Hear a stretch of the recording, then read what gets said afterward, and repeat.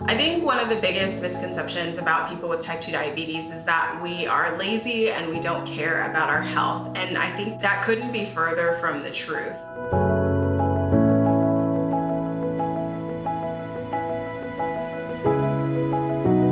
I was devastated when I found out that I had type 2 diabetes. I really thought that it was my fault, and especially in the first conversations with my doctor, it really came across to me as something that was like, you did this to yourself.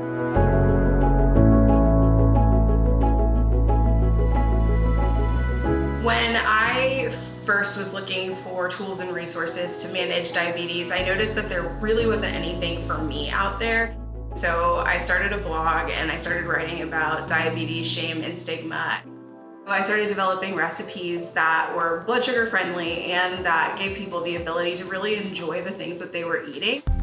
There are a few things that I keep in mind when I'm developing a recipe. So I'm always thinking about seasonality, like what's available at the grocery store. I try to develop recipes that have a good balance of fats, proteins, and carbohydrates to make sure that dishes are well-rounded, they still taste good, but they're also good for your blood sugar.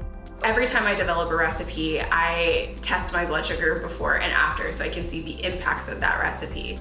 Having visually appealing food is probably one of the most important things to me.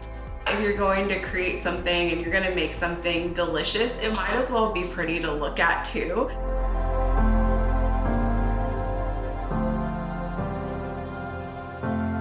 My eyesight is everything to me. As a writer and a photographer, I use my eyes as my cue for everything. So having good vision and making sure to take care of my vision is probably one of the most important things to me when it comes to managing diabetes.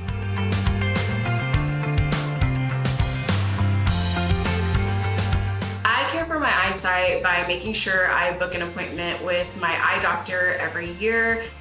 My hope for the future is that people with type 2 diabetes know that they have the resources and the support necessary to be able to live a happy and healthy life with diabetes.